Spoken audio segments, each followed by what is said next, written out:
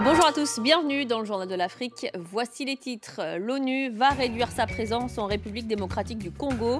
Le projet de résolution prévoit une réduction de 7% des effectifs de la MONUSCO. Le vote doit se tenir ce vendredi au Conseil de sécurité. Cela fait un an que Faustin Archange-Touadéra est à la tête de la Centrafrique. Le pays reste en proie à l'insécurité et la situation économique est loin de s'améliorer. Quel est le bilan de cette première année de mandat? Nous ferons le point dans ce journal. Et puis nous irons au Kenya sur les pas d'un marathonien d'exception. Eliud Kipchoge, champion olympique de la distance en 2016, s'est lancé un pari fou, courir un marathon en moins de 2 heures. Les membres du Conseil de sécurité de l'ONU ne se prononceront que ce vendredi, mais on connaît déjà le contenu du projet de résolution concernant la MONUSCO. Les Nations Unies vont réduire le nombre de casques bleus en République démocratique du Congo. 1500 hommes militaires et policiers en moins. Cette décision intervient alors que le pays traverse une crise majeure, politique, économique et sécuritaire. Mais selon l'administration américaine, elle a été claire, elle compte réduire les dépenses de l'ONU, notamment dans les missions de maintien de la paix. Les détails de notre correspondant à New York, Emmanuel Saint-Martin.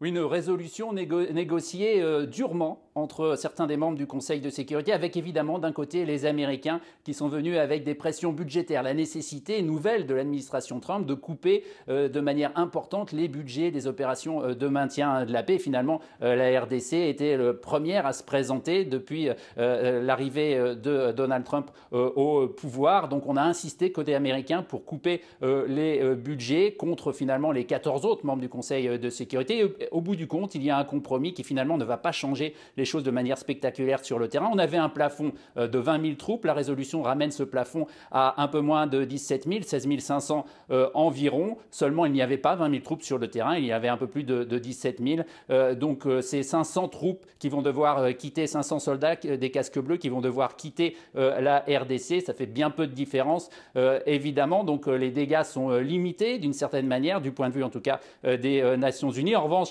on voulait aussi, du côté du secrétaire général Guterres, secrétaire général des Nations Unies, on voulait augmenter le nombre de policiers sous casque bleu, le policier des Nations Unies sur le terrain. Ça a été refusé purement et simplement par les Américains. On pourra simplement amener des policiers d'autres missions de maintien de la paix ailleurs en Afrique, en RDC, en cas de besoin. Et puis la résolution insiste aussi sur 2 missions essentielles, prioritaires aux yeux des membres du Conseil de sécurité. C'est d'abord la protection des civils, évidemment, et puis l'accompagnement du processus politique qui doit mener à l'élection présidentielle en décembre prochain. C'est essentiel aux yeux des membres du Conseil de sécurité.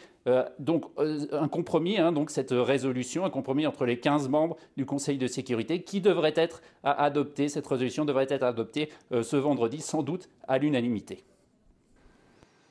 Un an après son arrivée au pouvoir en Centrafrique, quel est le bilan de Faustin Archange-Touadéra? Le président appelle la communauté internationale à rester mobilisée. Le pays reste l'un des plus pauvres au monde et la question sécuritaire est loin d'être réglée. Après le renversement de l'ex-président Bozizé et les affrontements intercommunautaires meurtriers, les déplacés internes se comptent toujours par milliers. Le point sur cette première année de présidence Touadéra avec Clément Bonnereau. C'était il y a un an jour pour jour. Faustin Archange-Touadéra est élu président de la République centrafricaine. Sa promesse, mettre fin aux violences qui ravagent son pays depuis 2013. Aujourd'hui, il se félicite des progrès réalisés, mais reconnaît que beaucoup reste encore à faire. Il y a encore des régions, notamment le nord-est, qui est encore sous l'emprise des groupes armés, mais des groupes armés avec qui nous continuons à discuter. Mais n'oublions pas que nous avons aussi la force onusienne, la MINUSCA. Le pays sombre dans le chaos en 2013 après un coup d'État qui provoque de violents affrontements entre chrétiens et musulmans. Aujourd'hui, les zones sous contrôle gouvernemental sont sécurisées, mais 60% du pays est encore aux mains de groupes armés et les combats se propagent vers le nord-ouest. L'économie, elle, peine à se relever malgré la reprise de la croissance. 48% de la population est touchée par la faim et seuls 35% des Centrafricains ont accès à l'eau potable. Dans les rues de Bangui, beaucoup attendent plus du nouveau président. le parcours de tout ce qu'il a réalisé pendant les 1 an, je pense que le bilan est positif.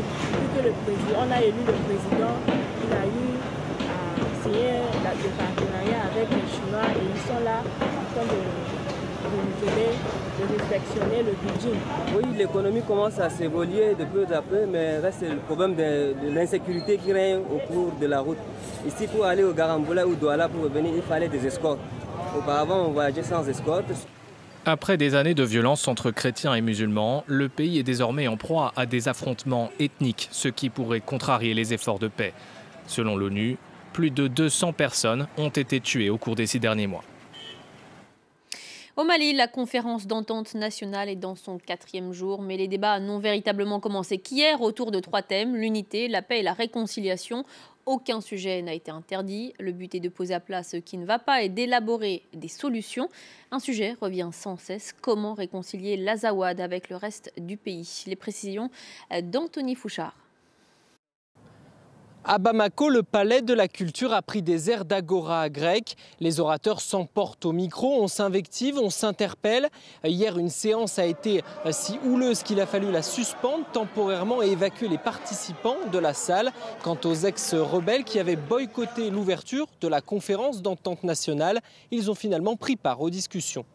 En réalité, les racines sont trop profondes. Elles ne peuvent pas se gérer seulement dans cette conférence d'entente nationale. Elles sont profondes, elles sont identitaires.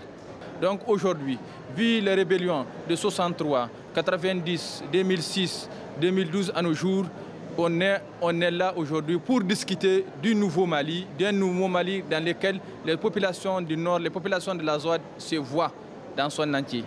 Alors beaucoup de sujets ont été abordés, les problèmes du Nord en général, la stigmatisation des nomades, mais aussi le manque de développement, le djihadisme. Reste à savoir si ces débats passionnés, au-delà du défoulement temporaire, permettront de trouver des solutions. Près de 27 millions d'habitants de 4 pays en Afrique sont confrontés à la famine. Parmi eux, le Soudan du Sud, 5,5 millions de personnes manquent d'eau et de nourriture et la situation s'aggrave. Les réfugiés se comptent par centaines de milliers. Les organisations humanitaires ont déploré une famine causée par l'homme. Les combats ont forcé un grand nombre de Sud-Soudanais à fuir leur foyer, ce qui a fait chuter la production agricole. Pour aider les populations en détresse, la Croix-Rouge a procédé à des largages d'aide par avion, notamment dans l'état du Jonglei. Je vous propose d'écouter le témoignage de l'un des habitants, puis celui d'un membre de l'ONG.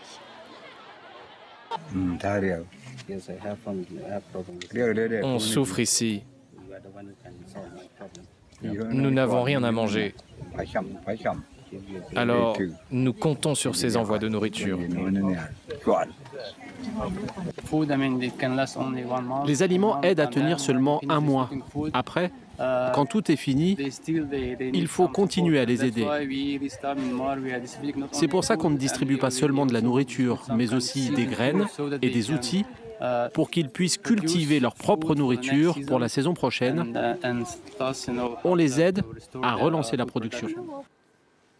Jacob Zuma aura-t-il la tête de son ministre des Finances? Le président sud-africain est en tout cas bien décidé à se débarrasser de Pravin Gordhan, malgré la très forte contestation au sein de l'ANC. Jacob Zuma a d'ailleurs convoqué d'urgence une réunion des cadres du parti. Très respecté des investisseurs, le ministre des Finances a de nombreux alliés. Ce limogeage pourrait précipiter, s'il est confirmé, pourrait précipiter la rupture au sein du Congrès national africain. Allez, un tout autre sujet à présent. Terminer un marathon en moins de 2 heures, une performance que beaucoup jugent impossible. C'est pourtant le pari fou d'un coureur kényan. Eliud Kipchoge, champion olympique de la distance en 2016, s'entraîne pour réussir à établir ce chronomètre record. Il espère entrer dans l'histoire et restaurer la réputation des athlètes kényans, entachés de scandales, de corruption et de nombreuses affaires de dopage. Le reportage de Bastien Renouille. Eliud Kipchoge et son équipe se préparent pour leur 2e entraînement du jour. Entre chaque compétition, il retourne dans le village de Kaptagat où il est entouré de 25 autres athlètes. Le marathonien n'a quasiment rien changé à son quotidien pour courir les 42 km en moins de 2 heures. Il suffit selon lui d'effectuer un travail mental. Je ne pense pas qu'un autre être humain puisse faire ça, mais j'ai changé ma manière de penser. Je sais que je vais réussir. De nos jours, il y a des traces de pas sur la Lune. L'homme n'a plus de limites. Imaginez-vous, quelqu'un a été sur la Lune. Donc pourquoi je n'arriverai pas à courir en moins de 2 heures? Ça va être énorme. Le marathonien espère aussi pouvoir restaurer la réputation des coureurs kényans entachés par les affaires de dopage. L'équipe nationale a failli être interdite de Jeux Olympiques à Rio. Depuis, le gouvernement essaie de s'adapter aux règles internationales. Les médecins prescrivant des substances illicites aux athlètes sont désormais sévèrement punis. William est spécialiste du semi-fond. Il se rend souvent à l'hôpital pour des contrôles. Les docteurs privilégient maintenant la prévention pour protéger les athlètes. Je pense qu'ils courent sans se doper, car ils ont compris qu'utiliser des produits va leur causer des problèmes de santé. Ils ont changé. Après sa consultation, William accepte de nous parler à l'écart des docteurs. Il avoue avoir utilisé des produits dopants. C'est devenu difficile à trouver depuis que les contrôles antidopage ont été améliorés. Ils sont devenus très stricts. Maintenant, même si je demande des produits aux médecins, je n'arriverai pas à m'en procurer. Si Kipchoge réussit son pari, cela prouvera au monde que les Kenyans s'entraînent très dur et ça n'aura rien à voir avec le dopage. Kipchoge a beau être un exemple pour les jeunes athlètes rêvant d'or olympique, il faudra du temps pour faire oublier les scandales.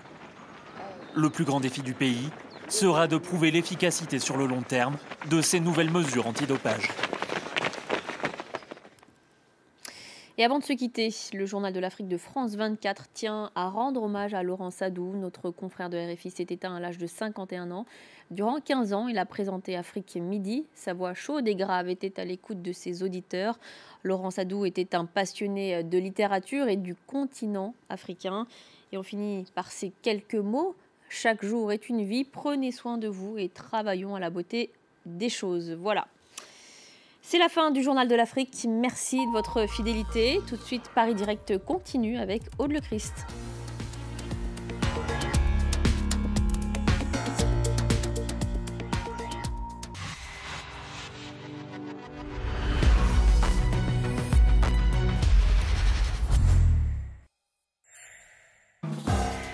Reporter, présenté par Antoine Cormery. Louise Pikowski avait 16 ans quand elle est morte à Auschwitz. En 1944, elle est arrêtée avec toute sa famille et aussitôt embarquée dans les trains de la mort avec des millions d'autres victimes du nazisme. Mais comme Anne Frank avait laissé son journal, Louise a laissé derrière elle l'ensemble de sa correspondance avec une professeure de son lycée parisien.